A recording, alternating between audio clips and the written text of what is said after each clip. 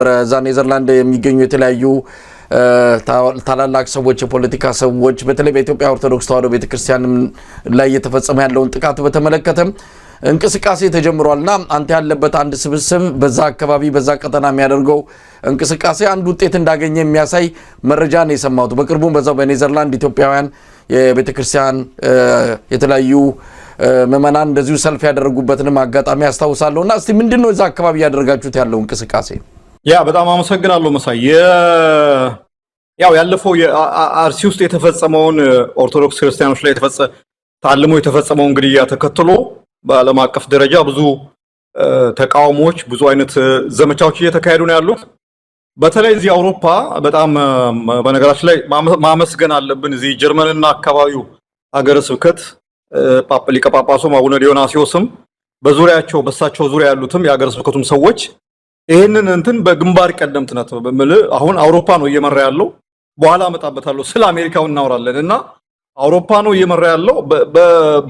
እነሱ ባስተላለፉት መመሪያ መሰረት በተለይ በጀርመን፣ በስዊዘርላንድ፣ በኦስትሪያ፣ በኔዘርላንድ ሰላማዊ ሰልፎች ተካሂደዋል። ሰላማዊ ሰልፎች ባልተካሄዱባቸው ደግሞ ሀገሮች ላሉት ለየሀገሩ ባለስልጣኖች በዚህ አርሲ ውስጥ የተፈጸመው ግድያ በተመለከተ ደብዳቤዎች እንዲደርሳቸው በኢትዮጵያ መንግስት ላይ ጫና እንዲያሳድሩ ጉዳዩን እንዲመረመር ጥያቄ እንዲያቀርቡ ጥያቄዎች ቀርበዋል እና የዛ አካል ነው እዚህ ኔዘርላንድ ውስጥ የተካሄደው ሰላማዊ ሰልፍ ተካሂዷል። ከሁለት ሳምንት በፊት ሰላማዊ ሰልፉ በጣም የተዋጣ ነበር።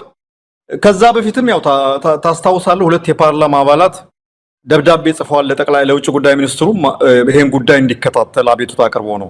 በነገራችን ላይ እንደዚህ አይነት ነገሮች አሁን አንድ ያየነው ነገር ምንድነው ዝም ብሎ ከዚህ ቀደም ብያለሁ ሰላማዊ ሰልፍ ከማድረግ በእንደዚህ ኔትወርክ በመፍጠር በውስጥ ግንኙነት የሚሰሩ የፖለቲካ ስራዎች የዲፕሎማሲ ስራዎች ውጤታማ የበለጠ በጣም ኢፌክቲቭ ናቸው፣ ተጽዕኖ መፍጠር ይችላሉና በዛ መንገድ ጥሩ ስራ ተሰርቷል እዚህ ኔትወርክ ስላለ ማለት ነው። በዛ መሰረት ከዲሴምበር 10 ማለት ነው ከ3 ቀን በፊት የደች የውጭ ጉዳይ ሚኒስትር መስሪያ ቤት ውስጥ የደች በተለይ በሃይማኖት ጉዳይ ላይ ኃላፊ የሆኑ ሰዎች የአፍሪካ ቀንድ ዴስክ ኃላፊ የሆኑ ሰዎች የኢትዮጵያ ዴስክ ኃላፊ የሆኑ ሰዎች ጋር ውይይቶችን አካሂደናል። መጀመሪያ ደብዳቤውን አስገብተን ስለነበረ ስለ ጉዳዩ ዕውቀት አላቸው። ተጨማሪ ማብራሪያዎችን የጠየቁን ምን እንደተፈጸመ ጉዳዩ ምን ማድረግ እንድናደርግላችሁ ትፈልጋላችሁ የሚል አይነት ጥያቄ ነበር ቀርቦ የነበረው። በእኛ በኩል ጉዳዩን በዝርዝር በማስረዳት በተለይ ጉዳዩ ይሄ የተናጠል ክስተት ሳይሆን ታስቦበት በሲስተም በስልት እየተካሄደ ያለ ጥቃት እንደሆነ እሱን አስረድተናቸዋል።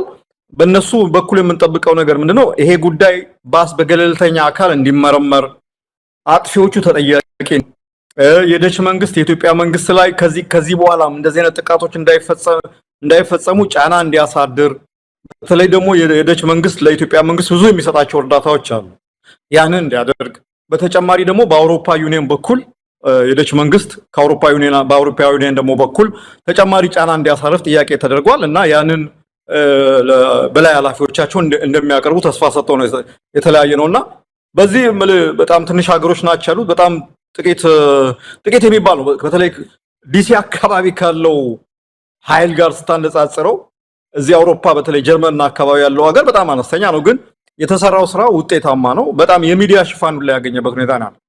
ወደ አሜሪካ ስንመጣ አሁን በተለይ ዲሲ አንተ ታውቀዋለህ ሞስት በየመቶ ሜትሩ ርቀት ማለት ይቻላል ቤተክርስቲያናት ያሉት ስንት ነው 40 ነው 50 ደርሰዋል የሚባለው አይደል? አሁን ያሉት አጥቢያ ቤተክርስቲያናት እና ብዙ ኦርቶዶክሳዊ አለ ይባላል። እዛ አካባቢ መዋቅርም አለ ይመስለኛል ሀገረ ስብከት የሚባል ግን ወደንም ጠላንም አሁን የፖለቲካ ማዕከሉ ያለው አሜሪካ ነው ትልቅ ተጽዕኖ ማድረግ የምትችለውና እዛ አሜሪካ ደጅ ስር ዋይት ሃውስ በራፍ ስር ከዋይት ሃውስ በጥቂት ኪሎ ሜትሮች ርቀት ስር ተቀምጠው ምንም ነገር አለ የተደረገ ነገር ስላላየው ነው። የተወሰነ እንቅስቃሴዎች በቅርብ በአቡነ ሉቃስ በኩል የተወሰነ ያደረጉ ነገር አለ፣ ግን ከዚህ በበለጠ ሁኔታ ያለፈው ጊዜ አንስቼዋለሁ የናይጄሪያ ክርስቲያኖችን በተመለከተ ትራምፕ በትዊተር በራሱ በትሩ ሶሻል በኩል የሆነ ቴክስት በማስተላለፉ የተፈጠረውን እንትን ሰምተናልና እንደዛ አይነት ተጽዕኖ መፍጠር የሚችል ስራ መስራት ቢታሰብ ጥሩ ነው። እንደው እንደ ምክርም ነው ያንንን የሚያክል የሰው ኃይል ያንን የሚያክል ሪሶርስ ያንን የሚያክል ብዙ ነገር አቅም ይዞ እንደዚህ ሳይሰሩ መቅረት በጣም ያስተዛዝባልና እንደው ቢታሰብበት የሚለውን እንትን ለማድረግ ነውና ይሄ ነው የሆነው። መሳይ መስፍን ጥሩ ነገር ነው ያነሳው። እዚህ ዋሽንግተን ዲሲና አካባቢው እንግዲህ የዋሽንግተን ዲሲና አካባቢው ሀገረ ስብከት አለ። የሀገረ ስብከቱ ሊቀ ጳጳስ ብፁዕ አቡነ ፋኑኤል ያው ከአገዛዙ ጋር ባለ ቅርበት እዛ ጋር ባለ የተወሰነ ነገር ምክንያት እንደ ኃላፊነታቸው እንደሚገባቸው እየሰሩ እንዳልሆነ ብዙ ጥያቄዎች እየተነሳባቸው ነው የሚገኘውና ያነሳው ነጥብ ትክክል ነው። የሚገባውን ያህል እየተካሄደ አይደለም። የችግሩን ያህል ስፋት እዚህ እንዳለው ተጽዕኖ ፈጣሪ እንዳለው የኦርቶዶክስ እምነት ተከታይ ብዛት አንፃር የሚደረገው እንቅስቃሴ በጣም አናሳ ነው። በቅርቡ ብፁዕ አቡነ ሉቃስ እንደዚሁም አባ ገብርኤል አንድ የአሜሪካን የፖለቲካ ባለስልጣናትን ያነጋገሩበት አንድ ክስተትን ተከታትለናል። ጥሩ ጅምር ነው፣ ግን አንተ እንዳልከውም ካለው ተጽዕኖ የመፍጠር አቅም አንፃር በጣም ውስን ነገሮችን ነው የምናየው። በሌላ በኩል አንድ የአሜሪካን የሕዝብ ተወካዮች ምክር ቤት አባል እንደዚሁ አንድ የውሳኔ ሀሳብ አቅርበዋል። የኢትዮጵያ ኦርቶዶክስ ተዋሕዶ ቤተክርስቲያን ላይ የሚሰነዘረውንም ጥቃት በዚሁ በውሳኔ ሀሳብ ውስጥ አካተዋል።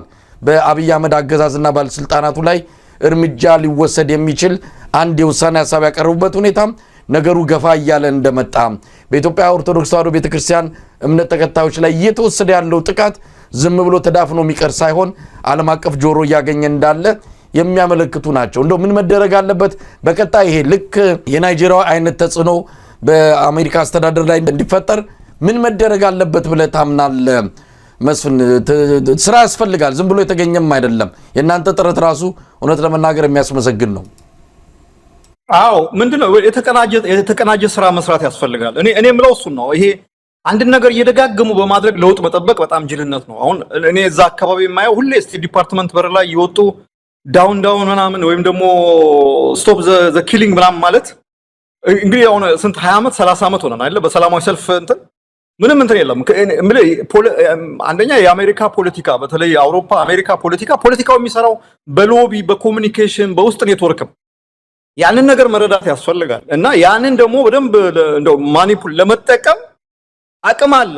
ዲሲ ውስጥ ያሉት ቅድም ያልኩ ነው ወደ 50-60 አብያተ ክርስቲያናት አሉ። እያንዳንዳቸው እንኳን እንደው ትንሽ ካላቸው እንትን አንዳንዶቹ በጣም ሀብታሞች እንደሆኑ ሰምቻለሁ።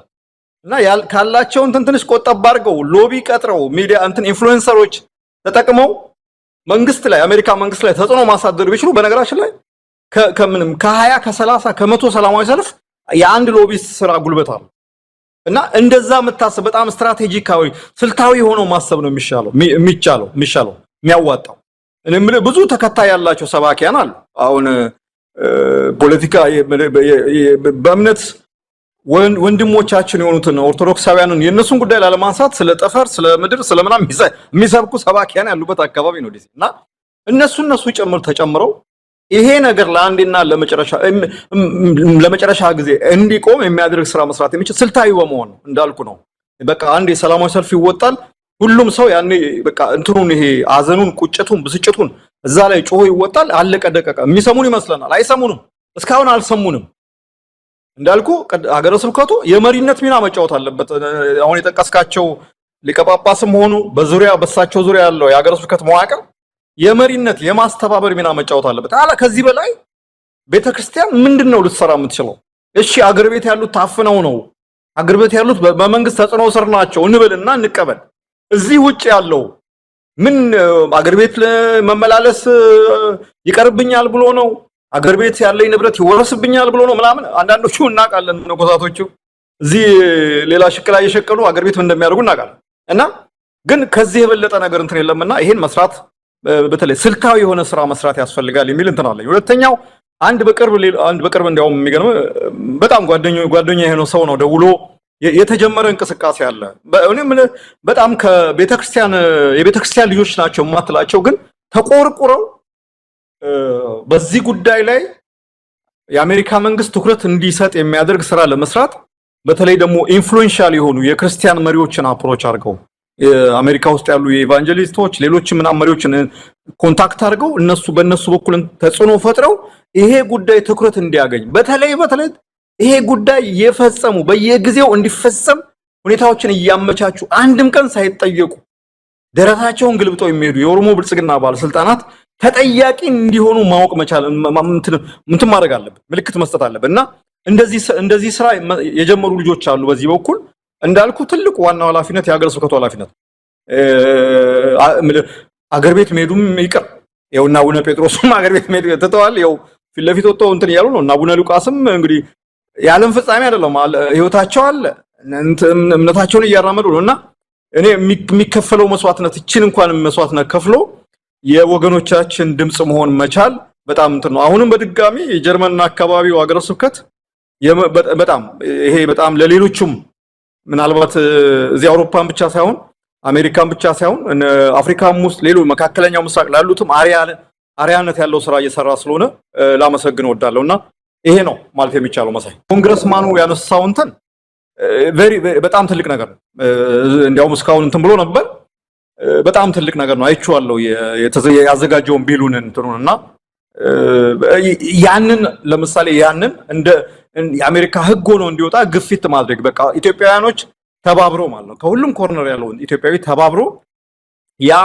ረቂቅ ቢል በሌሎች የኮንግረስ አባላት ተቀባይነት አግኝቶ ህግ ሆኖ እንዲወጣ የማድረጉን ስራ በቃ እንደዚህ አይነት ታርጌት አድርጎ መስራት ነው የሚገባውና ይሄንንም ላደረጉ እንትኖች ወገኖች በጣም በእውነት ልናመሰግናቸው ይገባል ይሄን ነው ማለት መሳይ እንግዲህ ይሄን በተመለከተ ከኮንግረስማኑ ጋር በተያዘ ይሄ ቢል ምን ያህል ርቀት ሊሄድ ይችላል እንግዲህ የረቂቅ ሐሳብ ነው ይሄ ሐሳብ በአፍሪካ ጉዳዮች ከዛ በሴኔቱ በሃውሱ እንዲያለ ሄዶ ህግ ሆኖ የአብይ አህመድ አገዛዝ ባለስልጣናት ላይ ቅጣት ሆኖ የሚመጣበት ሂደት በጣም አዝጋሚ ነው እሱን ነገር ቶሎ ተፈጻሚ እንዲሆን ብዙ ርብርብ ያስፈልጋልና ይሄንን በዚህም በዛም ጥረት ያደረጉ ያሉት የኤፓክ አመራሮች አሉ አቶ መስፍንን አግኝተን በሰፊው የምንነጋገርበት ጉዳይ ሆናል መስፍን ይሄ የቤተ ክርስቲያኑን ጉዳይ በተመለከተ አብይ አህመድ ጫና እየመጣበት ነው ከዚያም ብዙ ነገሮች እንደመጡበት አውቋል ለዚህም ይመስላል አቶ ተመስገን ጥሩነህ የምክትል ጠቅላይ ሚኒስትሩ የኢትዮጵያ ኦርቶዶክስ ተዋሕዶ ጅምር ህንጻዎችን እየሄደ እየጎበኘ ለቤተክርስቲያኒቱ ተቆርቋሪ እንደሆነ መንግስት አሁንም ለኦርቶዶክስ ቤተክርስቲያን ስስ ልብ እንዳለው ለማሳየት ቲያትር የሚመስል ነገር እየሰሩ ነው ሰሞኑንም እንደዚሁ መናገሻ ገነት ጽጌ ቅዱስ ጊዮርጊስ አራዳ ጊዮርጊስ ማለት ነው ቤተክርስቲያን የህንጻ እድሳት የተደረገ ነው እሱን በመጎብኘት ለቤተክርስቲያኒቱ ራዕይ እንዳላቸው ከሚባለው አንጻርም አገዛዙ የሚጠቀስ እንዳልሆነ ለማሳየት ከዳንኤል ክብረት ጋር በመሆን ሲጎበኙ የታየበት ሁኔታ አለ እንዲህ አይነት ቲያትር እንዲህ አይነት ድራማ ይሄ ምንድነው የተበላ ቆብ ነው የሚባለው በአራዶች አነጋገር ወይም ደግሞ ይሄ ኦሬዲ ስክሪፕቱ የታወቀ ተውኔት አይነት ነገር እየሰሩ ነው ያሉትና ይሄን ኢትዮጵያ መታለል ወይም ደግሞ መወናበድ የለበትም መዘናጋት የለበትም አገዛዙ የኢትዮጵያ ጸር ነው የቤተ ክርስቲያኒቱም ጸር ነው የሁሉም እምነቶች ጸር ነው ከዚህ አንፃር ይሄንን ህብረተሰቡ በደንብ ማወቅ አለበት ነገሮችን ነክቶ መጠበቅ አለበት አይቻለሁ ዛሬ እንዲያውም ሳይ ነበር እኔ ያደኩት እዛ ቤተ ክርስቲያን ነው ታውቃለህ አራዳ ጊዮርጊስና ገርሞኛል ራሱ ተመስገን ጥሩነህና ዳንኤል ዛሬ ሙዚየሙን ሲጎበኙ ምናምንና ይሄም ርካሽ ፕሮፓጋንዳ ነው በቃ ምንም እንትን የለውም ለቤተ ክርስቲያን ተቆርቋሪ ለመሆን ምናምን የሚባለው ነገር ለቤተ ክርስቲያን ተቆርቋሪ መሆን ከፈለጉ በቃ ግድያውን ያስቆሙ ሌላ ነገር እኮ ትንሽ ነገር ነው እኮ የሚጠበቀው ግድያው እነዛ የሚሞቱትን ሰዎች አሁንም እኮ እንደቀጠለ ነው በነገራችን ላይ ምስራቅ አርሲ አሁንም በቀን 1-2 ሰው ምናምን የሚገደልበት ሁኔታ ነው እና እኔ እንቆረቆራለን ካሉ ከልባቸው ከተቆረቆሩ እውነቴ ነው ማለት እዛ ያለው እንግዲህ ያስቆሙ እዚህ ያለውን እንትን ችግር የለም የአዲስ አበባ ህመመን የአዲስ አበባ ህዝብ ደግ ነው እንደጀመረ ይጨርሰዋል ማሳደሱንም እንትን ማድረጉ ነው እና የነሱ እዛ ሾው ማድረግ የነሱ እንትን ማድረግ ምንም እንትን የሚለው ነገር የለም በእነሱ ቤት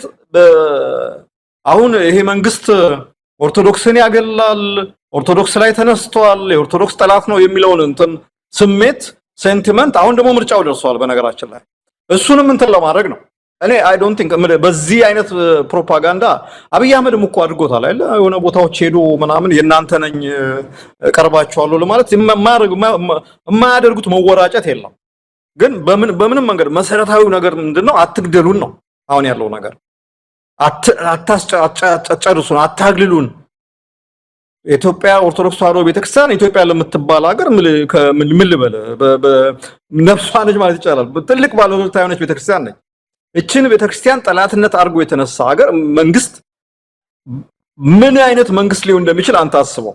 በዚህ ሁኔታ ውስጥ አሁን እነዚህ በጣም ተልካሻ የሆነ እንዳልኩ ርካሽ የሆነ ፕሮፓጋንዳ ለመስራት እንደዚህ በየቦታው ሄዶ እንትን መታየት እንዳልኩ ነው። የሚለውጠው ምንም ነገር የለም።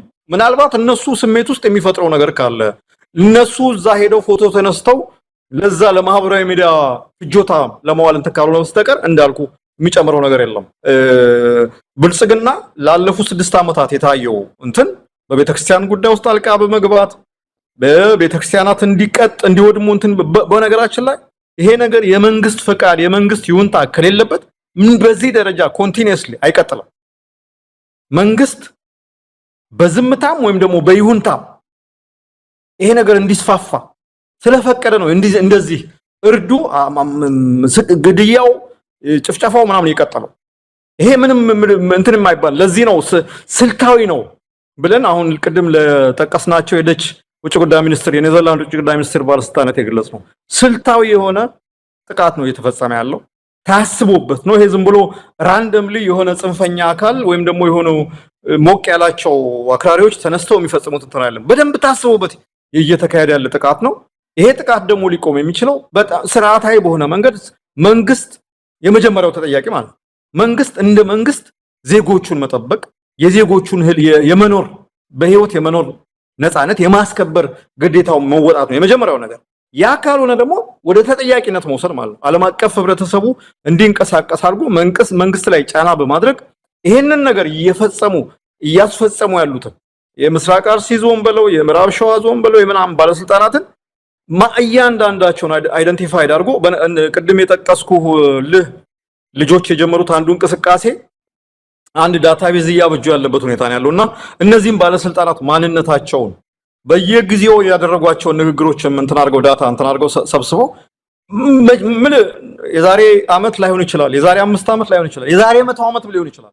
ተጠያቂነት በሚመጣበት ጊዜ እንዲህ ነገር ተፈጽሞ ነበር። እነዚህ ናቸው የፈጸሙት። በህይወት ካሉ በህይወት እንዲጠየቁ፣ በህይወት ከሌሉ ደግሞ ይሄ እንደ ታሪክ ሆኖ እንዲቀመጥ እየተደረገ ያለበት ሁኔታ ነው ያለውና ይሄ ነው ማለት የነ ዳንኤል እንትን ዝም ብሎ ርካሽ ፕሮፓጋንዳ ነው። ምንም እንትን ምትለው ነገር የለም።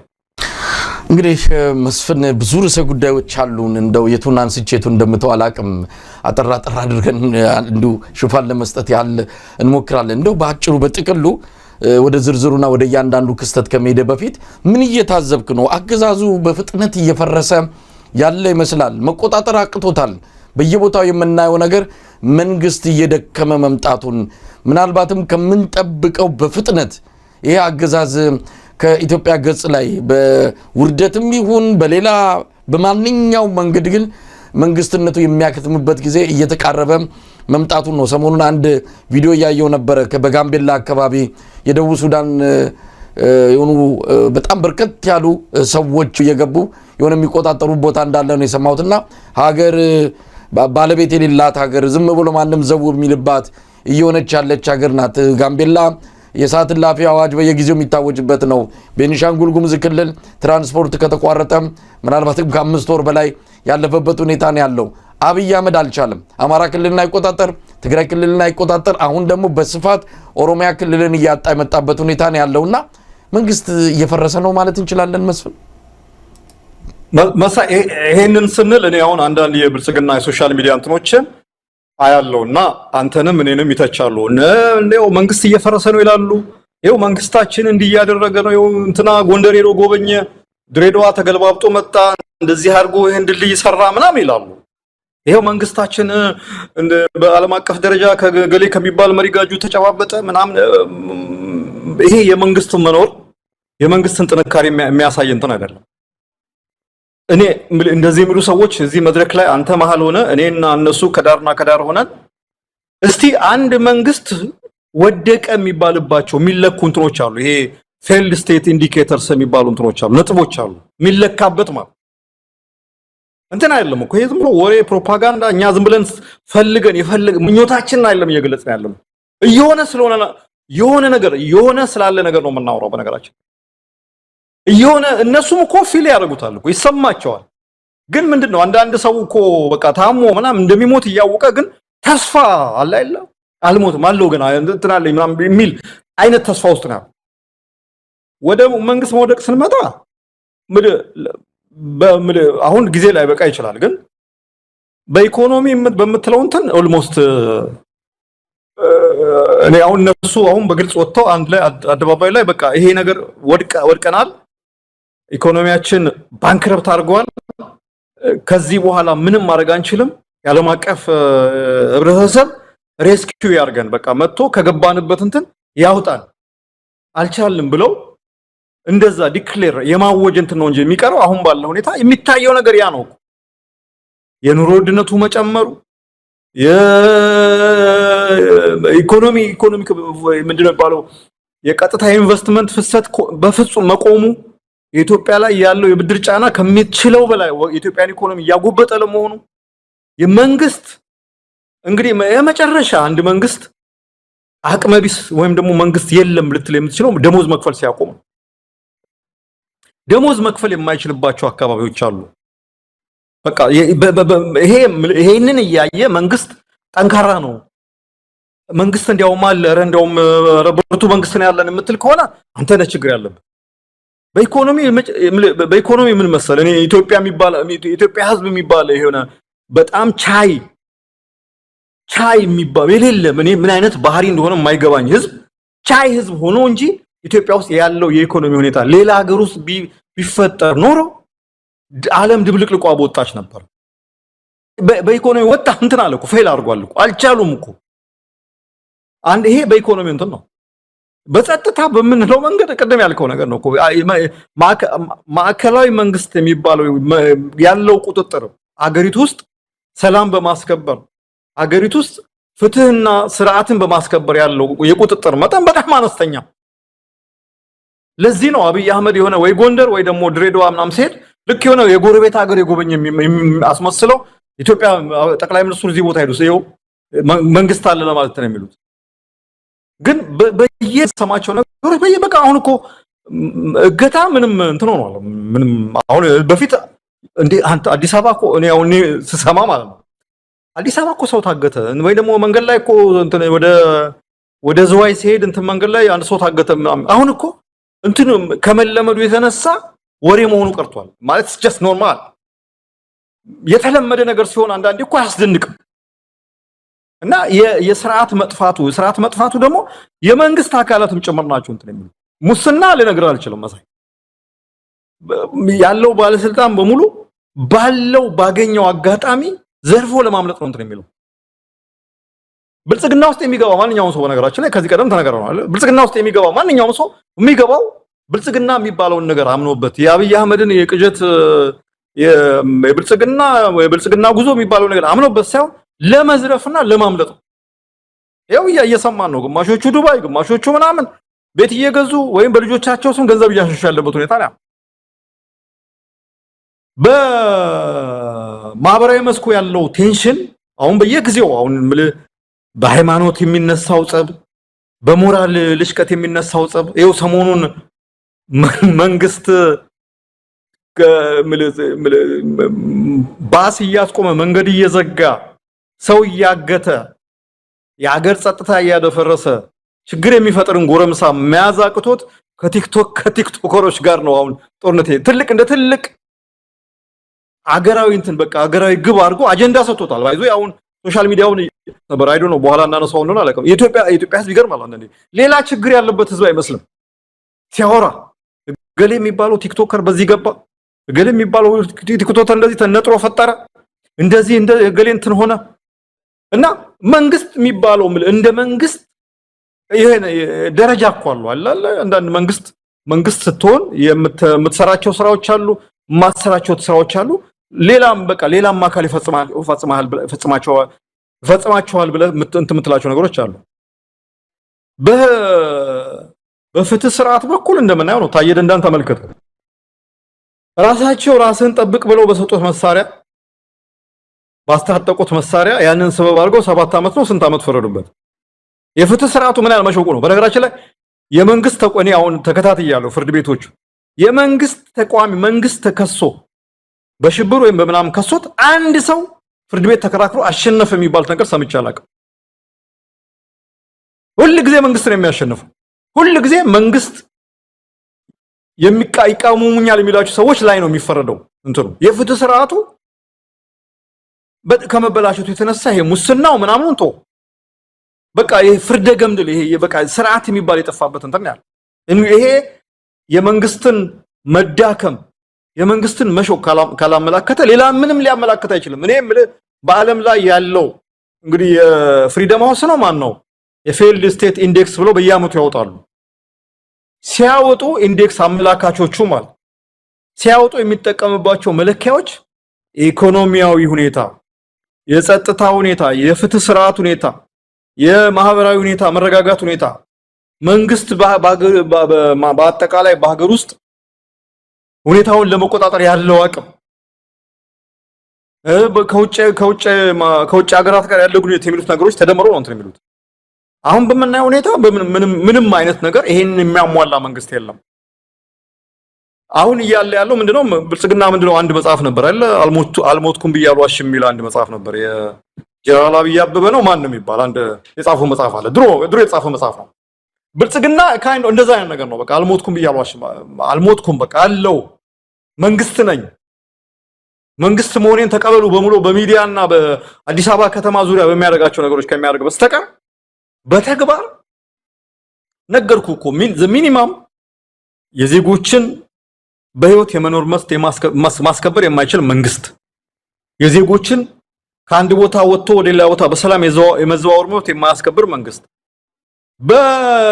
በንግድ ስርዓት ማለት ነው ተወዳድሮ ህዝቡ ነጋዴው ሸጦ